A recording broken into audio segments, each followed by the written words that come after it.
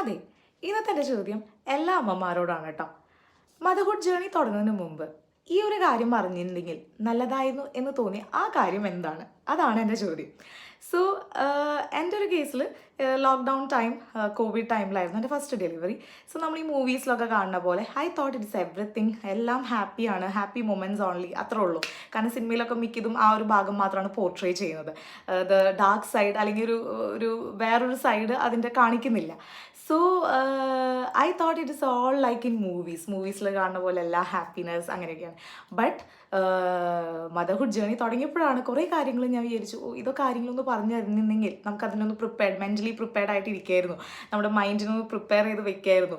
The sleepless nights, നമ്മുടെ emotions എല്ലാം നമുക്ക് ഡബിൾ ട്രിപ്പിൾ ആയിട്ട് ഫീൽ ചെയ്യണ പോലെ തോന്നും. സന്തോഷമാണെങ്കിലും സങ്കടമാണെങ്കിലും ചുറ്റും എല്ലാവരും ഉണ്ടെങ്കിലും നമുക്ക് വളരെ ലോൺലി ആയിട്ട് ഫീൽ ചെയ്യണ കുറേ ടൈംസ് ഉണ്ടാവാം. പിന്നെ നമ്മളിപ്പോൾ എന്തെങ്കിലും ഇങ്ങനെ പറയുകയാണ്, എന്തെങ്കിലും ഒരു ഫീലിങ്സ് അല്ലെങ്കിൽ എന്തെങ്കിലും ഒരു സംഭവം പറയുമ്പോൾ ഇതൊക്കെ ഞങ്ങളും ഈ ഫേസിലൂടെ കടന്നു പോയതാണ് എന്നുള്ളൊരു മറുപടി മാത്രമാണ് നമുക്ക് ചിലപ്പോഴൊക്കെ കിട്ടുന്നത്. സോ അങ്ങനെ കുറേ കാര്യങ്ങൾ.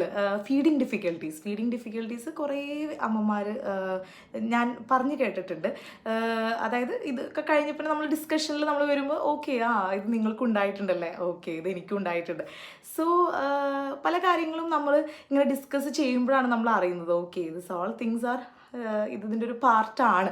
സോ അങ്ങനെ നിങ്ങൾക്ക് തോന്നിയിട്ടുള്ള ഒരു കാര്യം, ദാറ്റ് ഈസ് ദ മദർഹുഡ് ജേണിയിൽ നിങ്ങൾ ഫേസ് ചെയ്തൊരു ഡിഫിക്കൽട്ടി വിച്ച് യു തോട്ട് മുന്നറിഞ്ഞിരുന്നെങ്കിൽ you could have mentally prepared എന്ന് തോന്നിയ ആ ഒരു കാര്യം എന്താണെന്ന് കമൻറ്റ് ചെയ്യട്ടോ.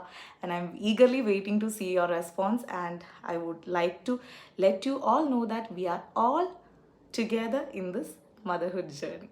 Bye bye.